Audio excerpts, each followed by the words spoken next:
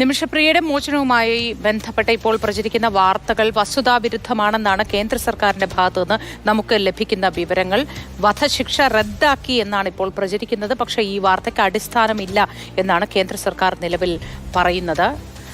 പക്ഷേ കാന്തപുരത്തിന്റെ ഭാഗത്തു നിന്നും ആ ഓഫീസിൽ നിന്നും അത്തരത്തിൽ ഒരു സാധ്യതയെക്കുറിച്ച് പറയുന്നുണ്ട്. ഒപ്പം സമൂഹ മാധ്യമത്തിലും ഇതുമായി ബന്ധപ്പെട്ട നിരവധി പോസ്റ്റുകളും പ്രത്യക്ഷപ്പെടുന്നുണ്ട്.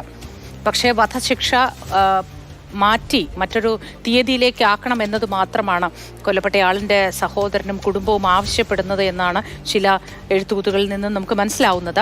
അനൂപ് ദാസ് വിശദവിവരങ്ങളുമായി ചേരുന്നുണ്ട്. അനൂപ് ദാസ്, പറയൂ, എന്താണ് കേന്ദ്രം പറയുന്നത് ഈ ഘട്ടത്തിൽ?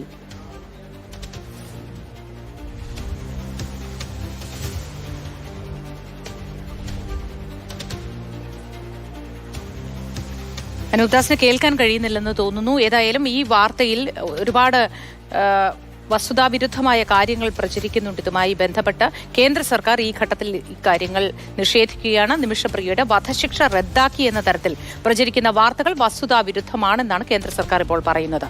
നിമിഷപ്രിയയുടെ മോചനവുമായി ബന്ധപ്പെട്ട ചർച്ചകൾ തുടരുകയാണ് എന്നും സർക്കാർ വൃത്തങ്ങൾ പറയുന്നുണ്ട്. അനൂപ് ദാസ്, കേൾക്കാമെന്ന് കരുതുന്നു. കേന്ദ്ര സർക്കാർ എന്താണ് ഈ ഘട്ടത്തിൽ ഈ കേസുമായി ബന്ധപ്പെട്ട നിലവിലെ സ്റ്റാറ്റസായി അറിയിക്കുന്നത്? ഈ നിമിഷപ്രിയയുടെ മോചനവുമായി ബന്ധപ്പെട്ടുകൊണ്ട് ഇപ്പോൾ പുറത്തുവരുന്ന വാർത്തകളൊക്കെ ശരിയല്ല എന്നാണ് കേന്ദ്ര സർക്കാർ പറയുന്നത്. നേരത്തെ തന്നെ വധശിക്ഷയുടെ തീയതി നീട്ടിവെക്കാനുള്ള ഒരു തീരുമാനം അവിടെ യമനിലെ കോടതി എടുത്തിരുന്നു. അതാണ് നിലവിലെ സ്ഥിതി. അതിനപ്പുറത്തേക്ക് കാര്യങ്ങൾ നീങ്ങിയിട്ടില്ല എന്നാണ് കേന്ദ്ര സർക്കാർ പറയുന്നത്. ഇതുമായി ബന്ധപ്പെട്ടുകൊണ്ട് സജീവമായ ഇടപെടലുകൾ ഞങ്ങൾ നടത്തുന്നുണ്ട് എന്ന് കേന്ദ്ര സർക്കാർ നേരത്തെ അറിയിച്ചതാണ്. അതിനുശേഷം കാര്യമായ പുരോഗതി ഇക്കാര്യത്തിൽ ഉണ്ടായിട്ടില്ല. ഈ നിമിഷപ്രിയയുടെ മോചനവുമായി ബന്ധപ്പെട്ട് ഉണ്ടായിട്ടില്ല എന്ന് തന്നെയാണ് കേന്ദ്ര സർക്കാർ പറയുന്നത്. അതല്ലാതെ ഇതിൻ്റെ ഒരു പ്രശ്നം എന്തെന്നാൽ നമ്മുടെ ചില ഉദ്യോഗസ്ഥർ മാത്രമാണ് ഈ വിഷയത്തിൽ ഇടപെട്ടുകൊണ്ടിരിക്കുന്നത്.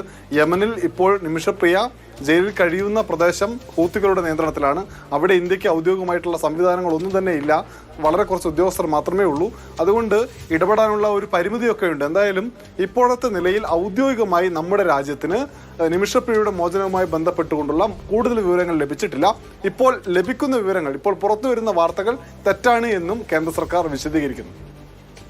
ഈ കാന്തപുരം ഒരുപാട് ഇടപെടലുകൾ തുടക്കത്തിൽ നടത്തിയിരുന്നതായി പറഞ്ഞിരുന്നു.